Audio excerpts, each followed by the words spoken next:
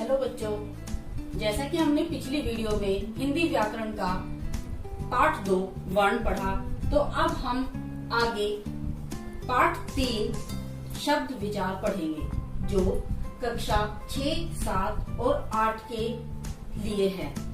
आइए अब हम शब्द विचार पर चर्चा करते हैं। शब्द वर्ण अथवा अक्षरों के मेल से शब्द बनते हैं। ये हमने पिछली वीडियो में भी पढ़ा और आज भी हमारे सामने है। जैसे कि शब्द यहाँ पर गाय, और गाय को जब हम इस शब्द को तोड़ते हैं तो जो ये वर्ण हैं इनसे हमारा शब्द बनता है। जैसे गाय को अगर हम तोड़ते हैं गे, आ, ये, ए, तो मिलकर बनता है शब्द। वर्णों को मिलाकर शब्द बनते हैं। आइए दूसरा एग्जाम्पल, जैसे हमारे पास ये एक शब्द है कमल। इसको तोड़ने के लिए क, अ, म, अ, ल, अ वर्णों को मिलकर शब्द बनता है। उपरोक्त शब्दों का कोई ना कोई अर्थ निकलता है। अर्थ से हम क्या समझते हैं? अर्थ, सबसे पहले हम इसकी परिभाषा समझ लेते हैं। किसकी? शब्द की परिभाषा। 2 या 2 से अधिक वर्णों के मेल को शब्द कहते हैं। अब शब्द 2 तरह के होते हैं। कौन कौन से? एक सार्थक और दूसरा निरर्थक, जो लिखित रूप से ही क्लियर है। जैसा कि सार्थक, सही अर्थ की उत्पत्ति होना ही सार्थक शब्द कहलाता है। उदाहरण जैसे दूध, दही, रोटी, घी आदि।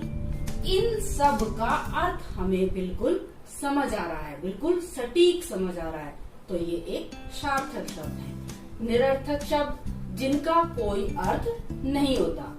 एग्जाम्पल के लिए जैसे घर, वर। घर तो सार्थक शब्द है, वर इसमें निरर्थक है जिसका कोई भी अर्थ नहीं है। पानी, वानी। अक्सर हम बोल देते हैं कि पानी वानी पिलाओगे या नहीं, तो पानी यहाँ पर सार्थक शब्द है और वानी यहाँ पर निरर्थक शब्द है जिसका कोई अर्थ नहीं है। अब शब्द के भेद आ जाते हैं। शब्द के कितने भेद होते हैं, किस आधार पर होते हैं? पहला, उत्पत्ति के आधार पर।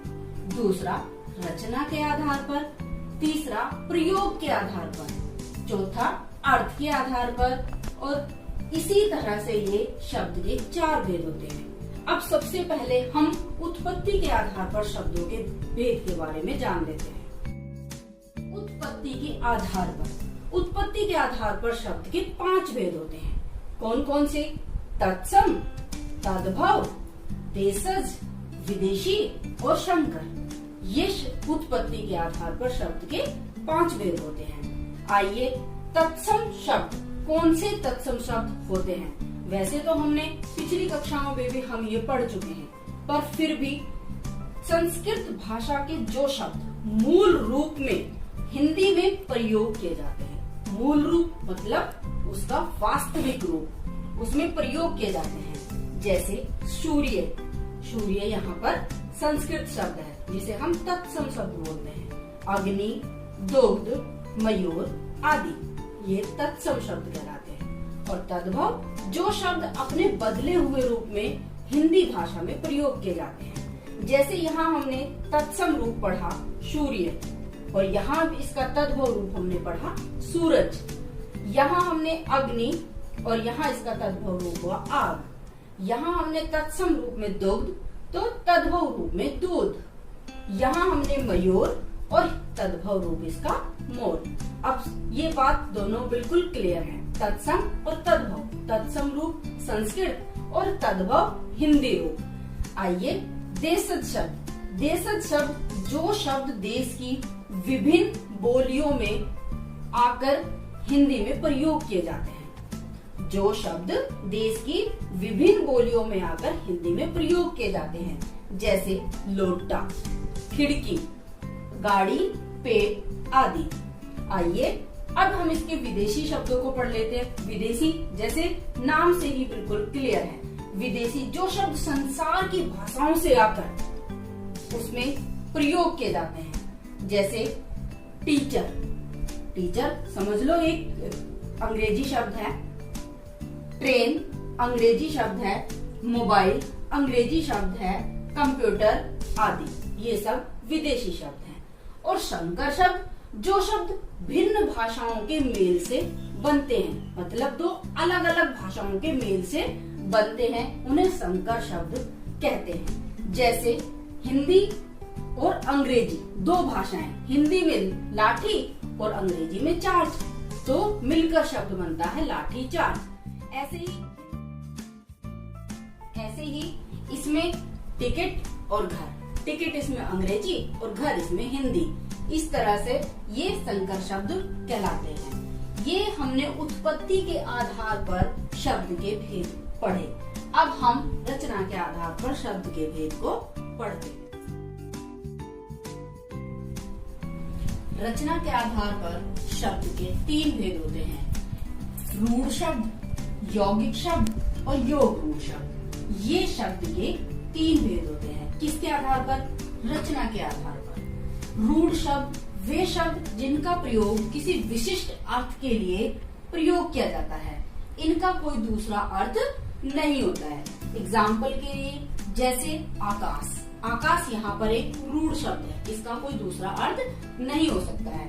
आदमी, आदमी यहाँ पर एक रूढ़ शब्द है। देवता, यहाँ पर एक रूढ़ शब्द देवता भी है, जिसका कोई दूसरा अर्थ नहीं निकल सकता है।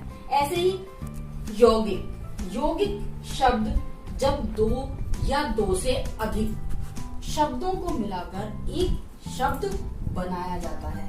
जैसे डाकघर, डाक प्लस घर, जैसे डाक और प्लस घर, ये 2 अलग अलग शब्द हैं, दोनों को मिलाकर एक शब्द बनाया जाता है, उसको बोलते हैं यौगिक शब्द। ऐसे ही नभचर, विद्यालय और रसोई घर, 2 अलग अलग शब्दों को मिलाकर यौगिक शब्द बनाया जाता है। ऐसे ही रचना के आधार पर शब्द का तीसरा जो भेद है वो योग रूढ़। योग रूढ़ वे शब्द जो भिन्न भिन्न अर्थों वाले शब्दों से मिलकर बनते हैं, 2 अलग अलग अर्थों वाले शब्दों से बनते हैं, किंतु किसी एक विशेष अर्थ के लिए प्रयोग किए जाते हैं। जैसे हिमालय, हिम प्लस आल्य, हिम मतलब बर्फ और आल्य मतलब घर, बर्फ का घर यानी पर्वत। ऐसे ही दशानन, दश मतलब संख्या और आनंद मतलब सिर, 10 सिर वाला, कौन? रावण। ऐसे ही नीलकंठ, नीला है कंठ जिसका, अर्थात महादेव। तो वे शब्द जो भिन्न अर्थों वाले शब्दों से मिलकर बनते हैं, किंतु किसी एक विशेष अर्थ के लिए प्रयोग किए जाते हैं, वो योग रूढ़ शब्द कहलाते हैं। ऐसे ही अब हम प्रयोग के आधार पर रचना के भेद पढ़ेंगे।